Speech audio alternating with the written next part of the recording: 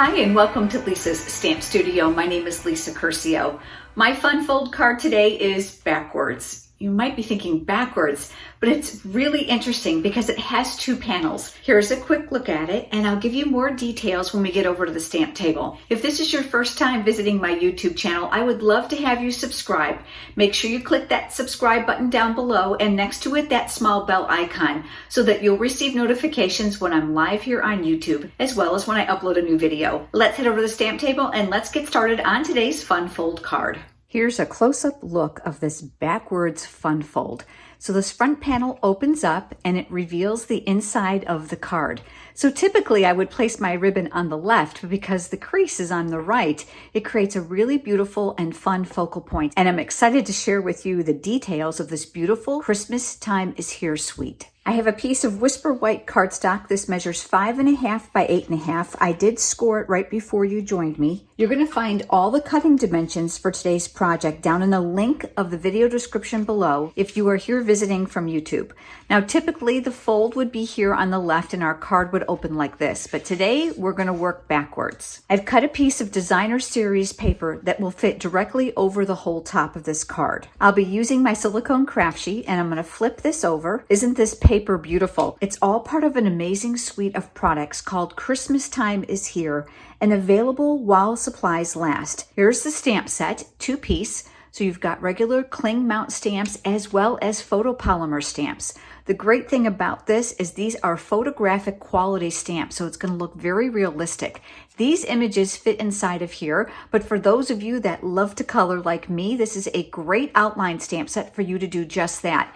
In addition to that, there are greetings. With the stamp set, there are coordinating dies. Now I've pulled a couple out to use with you today, as well as some gorgeous embellishments. Look at this gold shimmer ribbon. We'll be using that. And the gold glitter enamel dots. Really elegant and beautiful for Christmas. But you can also see here that this paper can be used all year round. I love that about Stampin' Up's double-sided papers because it gives you lots of opportunity to use them, not just for the specific occasion that they were intended for, but for other cards throughout the year. I'm adding adhesive generously to the back side. Since I'm covering the entire base of this card, I'm going to go ahead and open up that card base here on my silicone craft sheet. That's going to allow me to make sure that I cover this as well as I can, looking to make sure that the top and the crease are aligned, and then I'll press that in place. I've got another piece here of Whisper White cardstock. This measures 3.5 by 7. Again, I've scored it in half. This is going to be that front panel, and I'm going to use my bone folder again for that crisp edge. This time it's going to be with the fold on the traditional side on the left. And I've got another piece of designer series paper. Look at those gold accents. Isn't this beautiful? Of course, double-sided, so you have more options. I'm going to place adhesive generously on the back side of this as well, because again, I'm going to cover the entire panel. I'll open up that card and then I'll lay this over the top, again aligning the top and the sides here along the crease as well. My next step is going to be to adhere these two pieces together. Now, a very important tip is don't go crazy sticking them together until you see that you're going to need a smidgen of room, about 1/16 of an inch, so that this side will close properly with this one. So what I'm going to do is I'm going to take the smaller card and I'm going to flip this over. And again, I'm going to add adhesive generously along the back side. The great thing about the silicone craft sheet is any excess adhesive that should fall on top of it, it will not stick, which is going to make it a wonderful accompaniment in your stamp room. So we've got our card here that's backwards, and we've got our card insert. What you're going to do is you're going to fold this over the top. And before you press it in place, you're going to want to make sure that you maneuver this front panel so that it's even on both sides. You can see the adhesive is here towards the inside. And then I'll fold this back and then I'll close the card.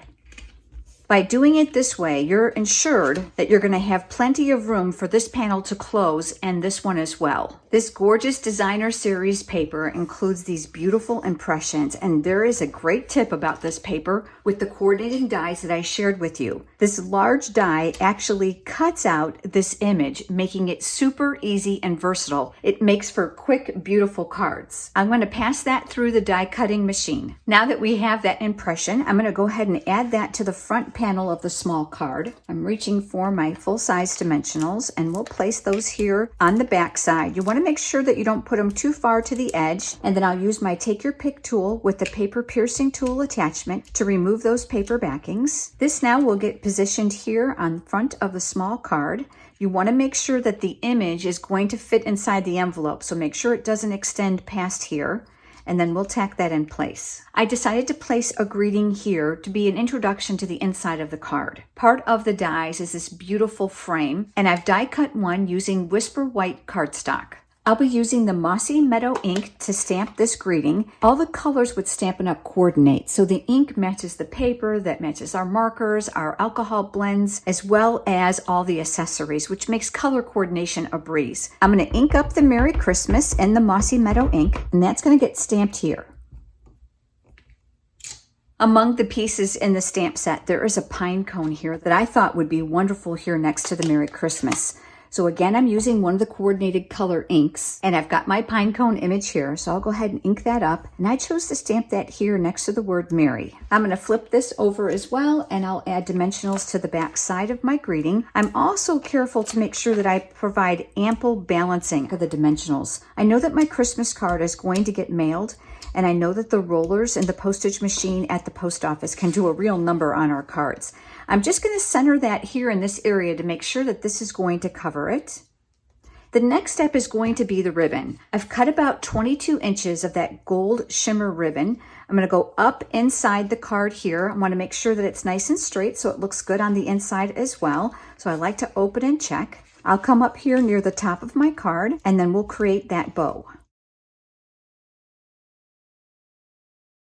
Now I want to give you a tip about bow making. Go ahead and pull it very, very tightly. You want to make sure that the knot in the center is nice and firm, because as it pulls in and out of the envelope, that can have a tendency to loosen. If your loops are uneven, a little bit like mine are, you can adjust them easily by just pressing or pinching that knot and pulling on the loose ends to adjust those loops. I'm going to shimmy this over all the way to the right. And oftentimes too, if you find that your tension is not good, the bowl might be a little bit slippery. So I want to give you another tip. Take your glue dots, and I've got one here. I've got my paper piercing tool attachment, and I'm literally going to ball this up. As a matter of fact, glue dots are so sticky, you can even take your fingers to do this. And then I'm going to lift that knot, and I'm tucking that glue dot right up underneath that. That's going to hold the ribbon and the knot exactly in place where I want it. Then I can come in with my scissors and give that a little bit of a trim. Now let's finish the inside of the card. I've got another piece of Whisper White cardstock here. This measures 4 1/8 by 5 3/8. I wanted to make it as wide as I can to cover that inside panel. This time I'm switching over to the Cherry Cobbler ink that also coordinates with this paper. And I've pulled out one of the sentiments from inside that exact same stamp set. We'll go ahead and ink that up, and we're going to stamp that here.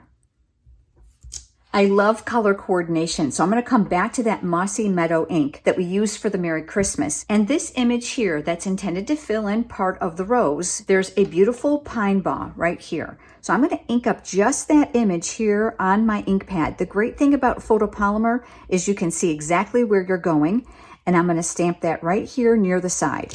I've got my silicone craft sheet once again. We'll flip this over, and again, we're going to add adhesive generously around the perimeter. We'll come back here to our card, and I've opened it up. So you see this panel here that we've attached. This is what we're going to hide.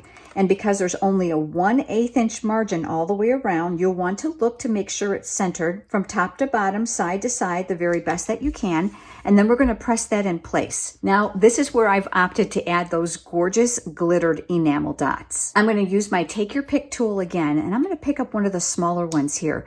They already have adhesive on the back, which makes them really easy to use. So I'll add one there, and then I'm going to close this up and then close up our front panel. And I'm going to add several more. I'm going to go for a larger one here near the bottom of this beautiful gold foil panel. I'll take a little bit smaller one, and that's going to go down here. I'll use another here, a slightly larger one here.